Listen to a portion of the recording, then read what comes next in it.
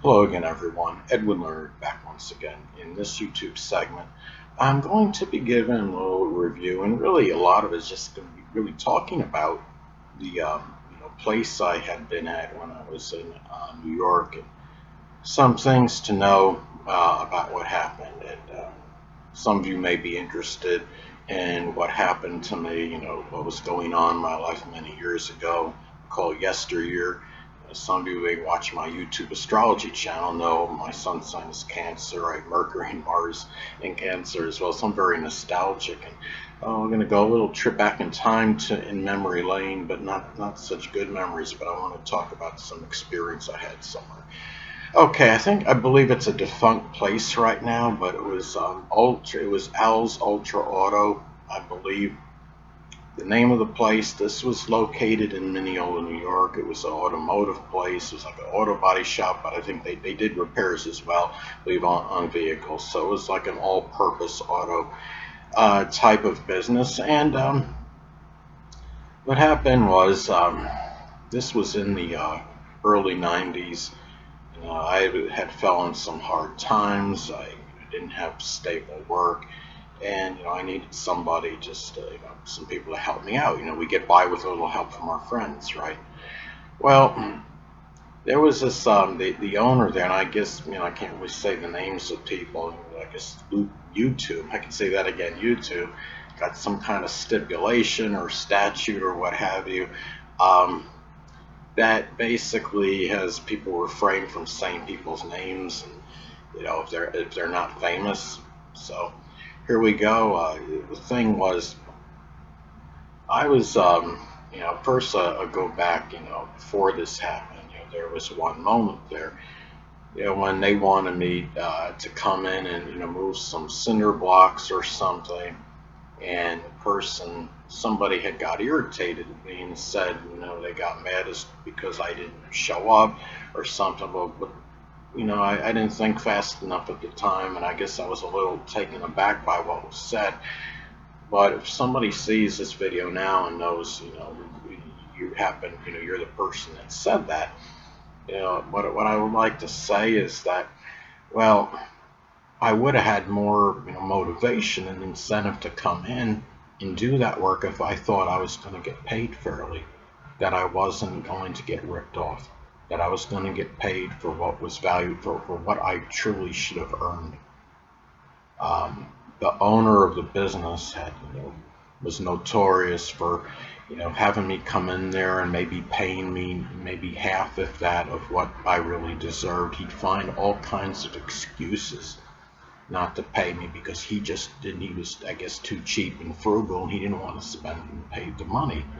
He knew I was down and out, and that's what really bothers me more, than anything. Is that you take advantage of a kind soul like myself, someone that's basically a very altruistic, benevolent person, not out to hurt others, and yet you have the audacity to hurt that person, and they're going through trying times. That's like, I hope I'm saying this right. It's almost like, you put a potato in an exhaust pipe of a vehicle when the DPF is already blocked in the car, right? That's connected with the exhaust system.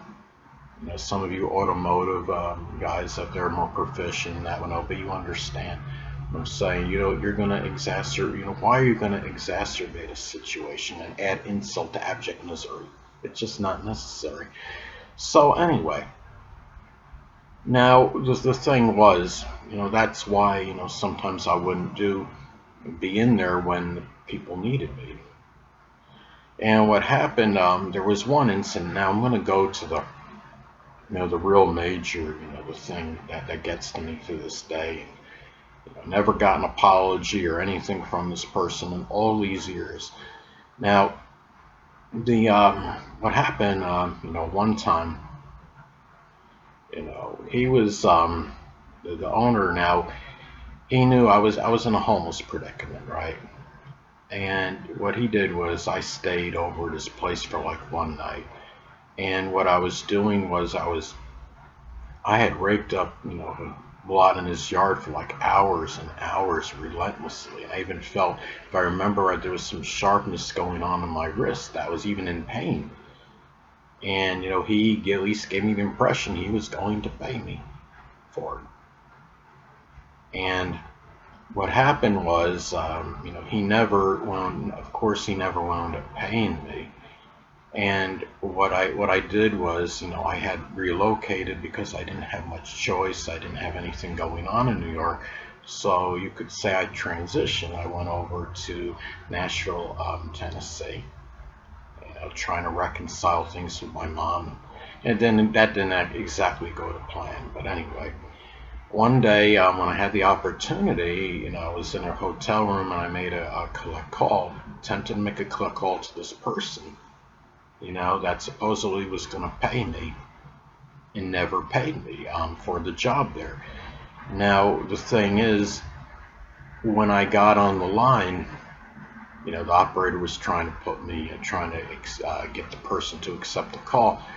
Now, she forgot to block the guy out, and it was the guy in question that I was wanted to talk to. And I heard him saying something like, well, he is not here right now, such and such. So he was lying right on the phone. I mean, it just shows you a leopard never changes. A lot of these leopards don't change their spots, people. They just stay exactly the same. And he was like in his early 30s at the time, like I think 33, 34. You would think someone of that age would have enough maturity to do the right thing for a person. But, that's why we shouldn't think sometimes, right? But anyway, and I yelled into the phone. I said his name and I said, "You coward, talk to me," or something to that effect. And then he finally gets the uncommon valor and courage to actually talk to me. And lo and behold, he uses an excuse. And the excuse did not pay me. He says that he treated me like family. Okay, you treated me like family, right? I was doing all this work, hurting myself in the process, maybe exacerbating an already existing nerve problem. And I think it was like one night he had me sleep there. He put me in the garage. It was like a hard, it was like probably was early, might have been late winter, early. I think we'll say it might have been early spring even. And I'm on a cold floor.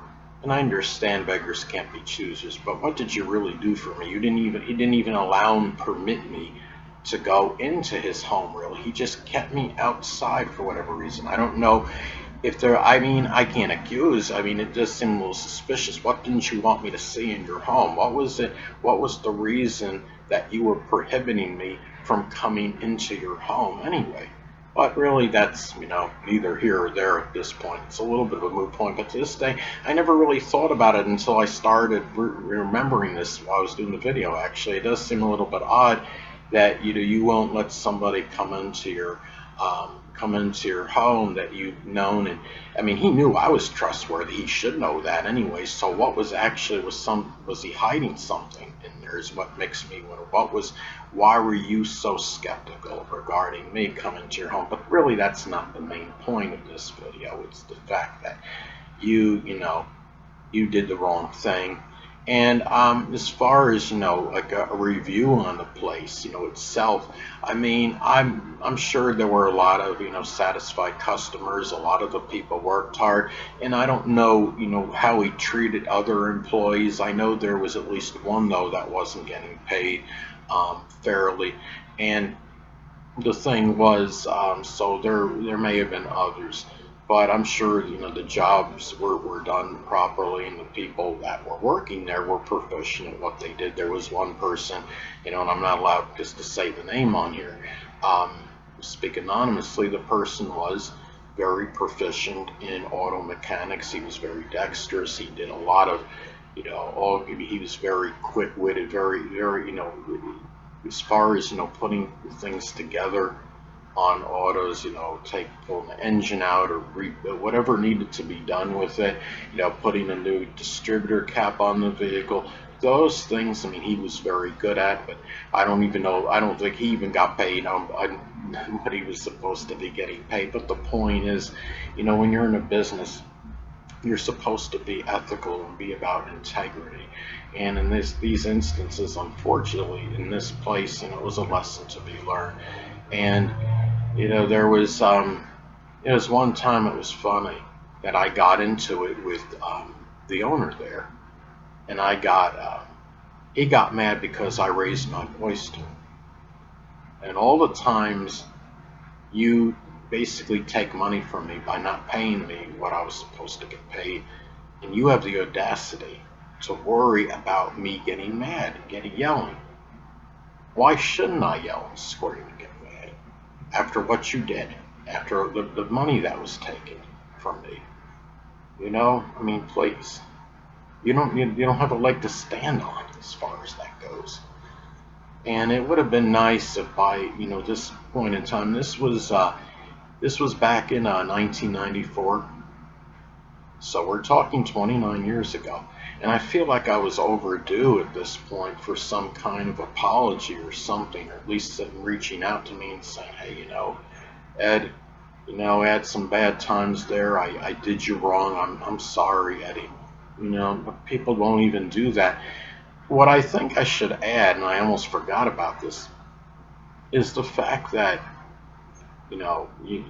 for those of you that say that, that see this video and you were, living in, Mineola or Mineola area around this time in the early 1990s, you may know the place I'm talking.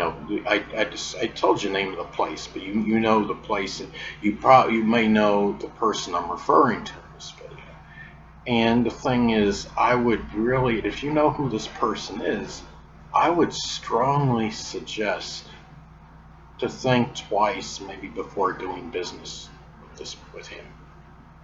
I don't know. I said before, leopard, a lot of times they don't change their spots, and maybe he hasn't. I don't know if he's more scrupulous now in his business dealings, or if he's the same, or if he's worse. My guess is he's probably about the same. I don't know that for a fact, but I would, be careful, proceed with caution.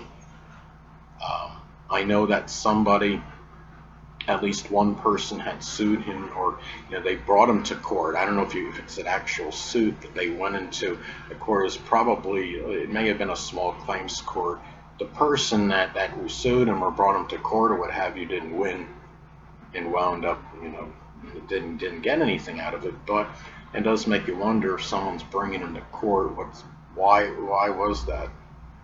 Why is somebody going to do that to you, unless in most cases they felt they had a legitimate reason in doing so. So that's really what I wanted to say. And the thing is, people, it's a lesson to be learned in this. And I understand that there's this is almost 30 years ago. Some of you may wonder, well, Eddie, why are you even doing this now? What purpose is it? Well, you know what? Contrary to what some people may think, there's no stipulation on when a person can respond to something. And I just decided to do it now, and it's my thing, and that's what I wanted to do. And I think maybe what this could do is it makes other people cognizant about this person too. They'll figure out who this is. Some of them may know. If anybody in the Mineola area or that was living in that area at that time has a good chance of knowing who this person is.